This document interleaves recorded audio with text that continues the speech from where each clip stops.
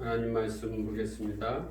사사기 11장 29절에서 40절 말씀입니다. 사사기 11장 29절에서 40절까지 다 같이 읽겠습니다.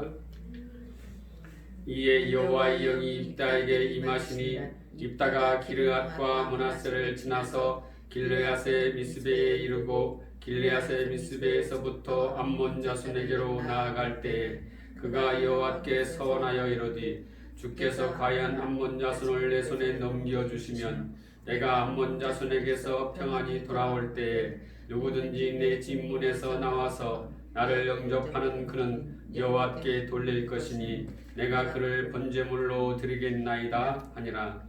이에 입다가 암몬 자손에게 이르러 그들과 싸우더니 여호와께서 그들을 그의 손에 넘겨주심에 아로엘에서부터 민낫에 이르기까지 20성읍을 치고 또 아벨 그레민까지 매우 크게 무찌르니 이에 암몬 자손이 이스라엘 자손 앞에 항복하였더라. 입다가 미스바에 있는 자기 집에 이를 때 보라 그의 딸이 소고를 잡고 춤추며 나와서 영접하니 이는 그의 무남 동료라. 입다가 이를 보고 자기 옷을 찢으며 이르되 어찌할꼬 내 딸이여 너는 나를 참담하게 하는 자요 너는 나를 괴롭게 하는 자 중에 하나로다. 내가 여호와를 향하여 입을 열었으니 능히 돌이키지 못하리로다 하니 딸이 그에게 이르되 나의 아버지여 아버지께서 여호와를 향하여 입을 여셨으니 아버지의 입에서 낸 말씀대로 내게 행하소서. 이는 여호와께서 아버지를 위하여 아버지의 대적 암몬 자손에게 원수를 갚으셨음이니이다 하니라. 또 그의 아버지에게 이르되 이 일만 내게 허락하사 나를 2달만 버려 두소서. 내가 내 여자 친구들과 산에 가서 나의 처녀로 죽음을 인하여 애곡하겠나이다 하니 그가 이르되 가라 하고 2달을 기한하고 그를 보내니 그가 그 여자 친구들과 가서 산 위에서 처녀로 죽음을 인하여 애곡하고 2달 만에 그의 아버지에게로 돌아온지라. 그는 자기가 성안한 대로 딸에게 행하니 딸이 남자를 알지 못하였더라. 이것이 이스라엘의 관습이 되어 이스라엘 딸들이 해마다 가서 길르앗 사람 입다의 딸을 위하여 나흘씩 애곡하더라. 아멘.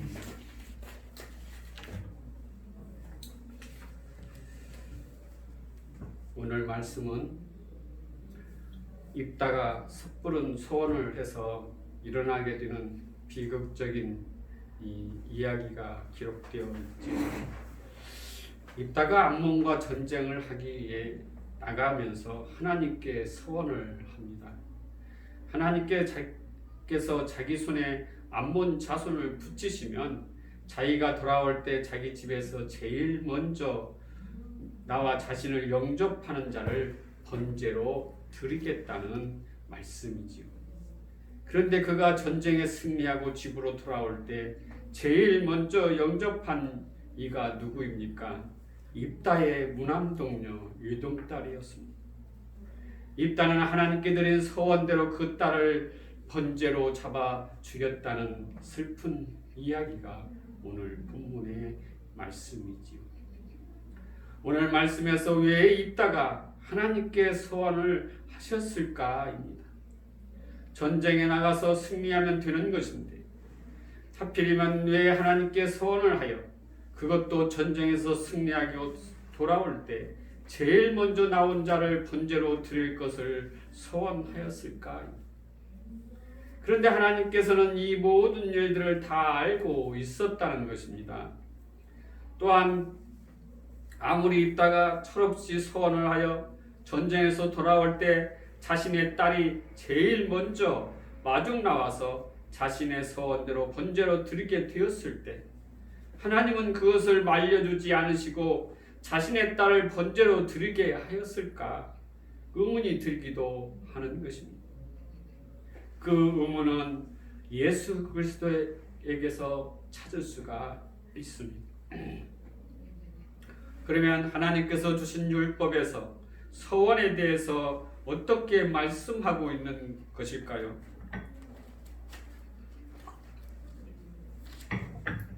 레위기 7장에 보면 사람이 하나님 앞에 서원을 할 때에는 어떠한 절차와 규례를 행해야 하는지가 기록되어 있습니다.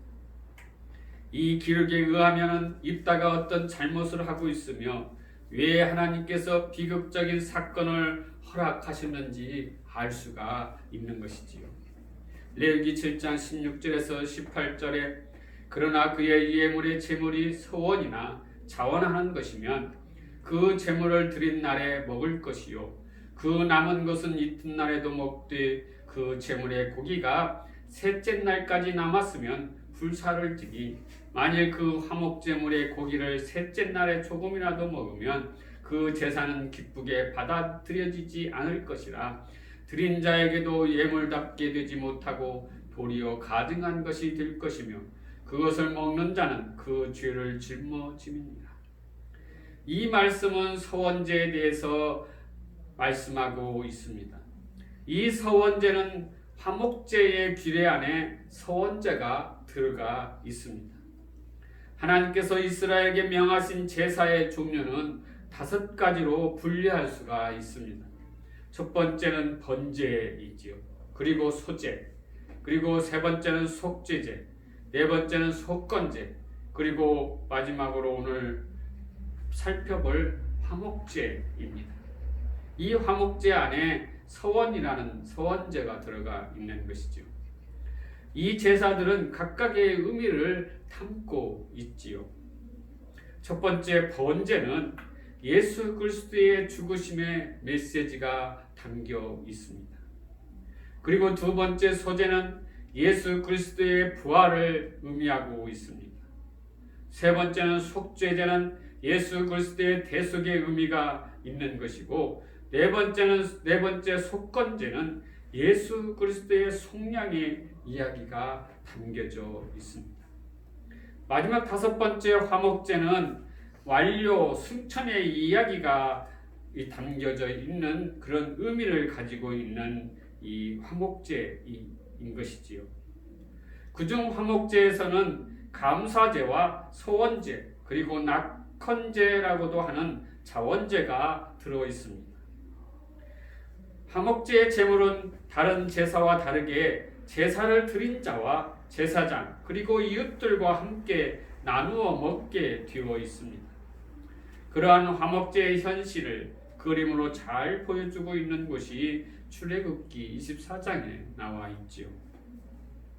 출애굽기 24장 5절에서 11절 말씀에 이스라엘 자손의 청년들을 보내어 여호와께 소와 번제와 화목제를 드리게 하고 모세가 피를 가지고 반은 여러 양푼에 담고 반은 제단에 뿌리고 언약살을 가져다가 백성에게 낭독하여 듣게 하니 그들이 이르되 여호와의 모든 말씀을 우리가 준행하니이다. 모세가 그 피를 가지고 백성에게 뿌리며 이르되 이는 여호와께서 이 모든 말씀에 대하여 너희와 세우신 언약의 피니라. 모세와 아론과 나답과 아비후와 이스라엘 장로 70인이 올라가서 이스라엘의 하나님을 보니 그 발 아래에 천국을 편듯하고 하늘같이 청명하더라. 하나님이 이스라엘 자손들의 종기한 자들에게 손을 대지 아니하셨고 그들은 하나님을 믿고 먹고 마셨더라. 우리는 이 말씀에서 번제와 화목제를 드리고 그 피를 단에 뿌린 모세와 70인 장로들이 하나님께 올라가는 것을 볼 수가 있습니다. 그런데 거룩하신 하나님께서 그들에게 손을 대지 않으시고 그들은 하나님을 보고 그 앞에서 먹고 마시며 잔치를 벌였다고 나와 있습니다. 이게 바로 화목제라는 제사가 담고 있는 메시지인 것이죠. 화목제는 속죄의 목적으로 드려지는 제사가 아닙니다. 화목제는 죄인들의 속죄가 완료되어서 하나님과 하나님 백성들 간의 화목이 성취된 것을 선포하고 그러한 하나님의 은혜와 열심에 감사와 찬송을 드리는 성도들의 천국 이 혼인잔치의 내용을 담고 있는 것이 화목제인 것이죠. 그래서 화목제와 감사제와 자원제가 있는 것입니다. 하나님의 은혜가 너무 감사해서 자원하여서 하나님께 자신을 드리는 그러한 의미를 담고 있습니다. 그런 의미에서 서원이라는 것은 내가 무엇을 해 드릴 테니 내가 원하는 것을 달라는 거래용으로 쓰일 수가 없는 것이지요. 화목제의 하나인 서원이라는 것은 죽어야 할 나를 위해 흠없는 재물을 보내주심으로 우리에게 완료된 소원을 허락해 주신 하나님의 은혜가 너무 감사해서 하나님께 감사와 찬송을 드리는 것, 즉 다른 말로 자원하여서 나를 하나님께 드리는 것이라고 말할 수가 있지요. 그게 서원입니다. 무엇을 요구하기 위해 행하는 것이 아니라 하나님 측에서 완료시켜 놓으신 어떠한 사건에 대해 감사와 찬송으로 화답하는 것이 화목제인 것입니다. 그래서 화목제, 특히 서원제의 제물은 첫 새끼로 드릴 수가 없는 것입니다. 레위기 27장 26절에 오직 가축 중에 처음 난 것은 여호와께 드릴 첫 것이라 소나 양은 여호와의 것이니 누구든지 그것으로는 성별하여 드리지 못할 것입니다. 하나님께 드려지는 제물의 의미가 무엇입니까? 제물은 단순히 대속의 대가가 아닙니다. 제물이라는 것은 대속의 대가이기 이전에 하나님께서 받으실 만한 거룩한 어떤 것을 가리키고 있습니다. 그래서 하나님이 부정하고 더러워서 차마 받을 수 없는 것들 대신에 그 제물을 받으시는 것입니다. 그리고 그 제물을 드린 자를 점도 없고 흠도 없는 제물과 동일시해 버리는 것입니다.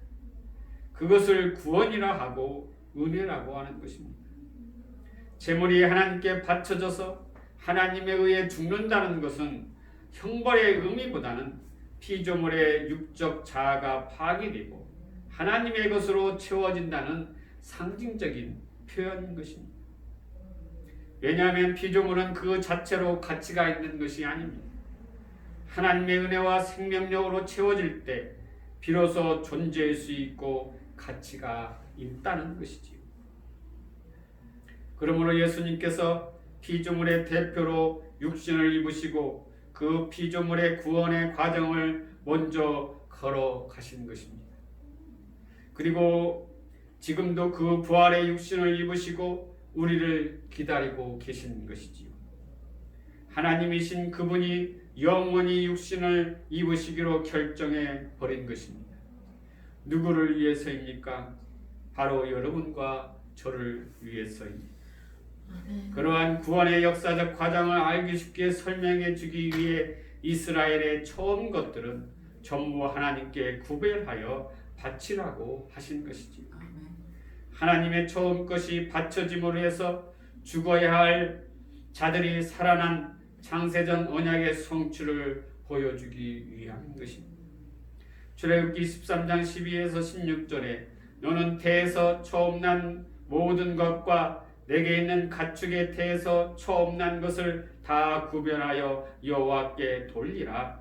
수컷은 여호와의 것이니라. 나귀의 첫 새끼는 다 어린 양으로 대속할 것이요 그렇게 하지 아니하려면 그 목을 꺾을 것이며 내 아들 중 처음 난 모든 자는 대속할지니라.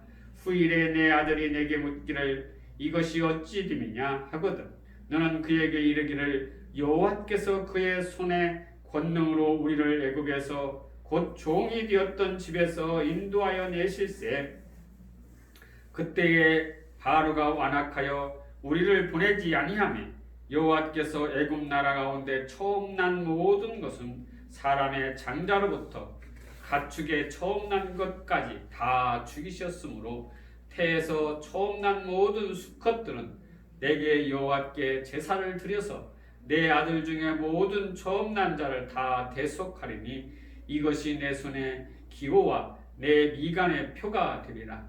이는 여호와께서 그 손의 권능으로 우리를 애굽에서 인도하여 내셨음이라 할지니라. 우리는 이 말씀에서 이스라엘은 처음 것은 식물이건 가축이건 전부 하나님께 다 바쳐져야 합니다. 그것은 첫 새끼가 죽어야 할 이스라엘을 대속하신 예수 그리스도를 상징하고 있기 때문입니다. 하나님께 바쳐져야 할 하나님의 백성들이 그 자체로 너무나 더러워서 하나님의 것으로 바쳐질 수가 없습니다. 그래서 하나님의 장자이신 예수 그리스도께서 그 더러운 백성들을 품에 안으시고 하나님께 바쳐지는 것입니다. 그렇게 부정한 이스라엘이 하나님의 거룩한 장자로 편입이 되게 되는 것이지요.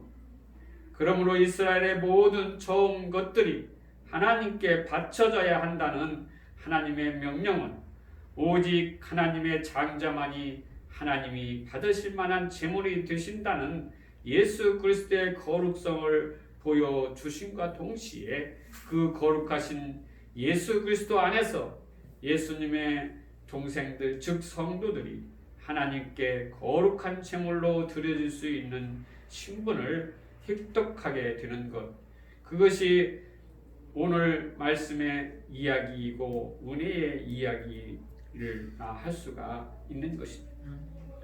이처럼 첫 새끼가 하나님 앞에 드려짐으로 말미암아 나머지 다른 제물들이 그 새끼의 희생으로 살아나는 것입니다. 그러니까 첫 새끼가 드려짐으로 나머지 사람들이 살아난다는 것이죠. 그것은 화목제는 죄의 속죄 제물로 오신 하나님의 아들이신 예수 그리스도의 죽으심으로 인해서 완료된 속죄와 그로 말미암아 완성되게 되는 하나님 나라를 누리며 즐기는 것입니다. 그러기에 그 제물을 이웃과 나누어 먹는 것이지요. 성도 여러분, 예수라는 아들이 죽음으로 말미암아 다음에 살아남은 자들이 있지요. 그 살아남은 자들을 교회라고 하는 것입니다. 즉 성도입니다. 교회가 성도들인 것이죠. 고린도전서 15장 20절 23절에 그러나 이제 그리스도께서 죽은 자 가운데서 다시 살아나사 잠자는 자들의 첫 열매가 되셨도다. 사망한 사람으로 말미암았으니 죽은 자의 부활도 한 사람으로 말미암는도다. 아담 안에서 모든 사람이 죽은 것 같이 그리스도 안에서 모든 사람이 삶을 얻으리라.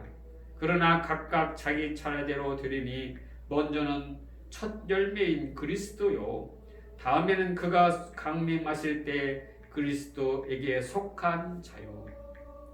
우리는 이 말씀처럼 예수 그리스도 한 사람으로 말미암아 부활할 수 있다고 합니다.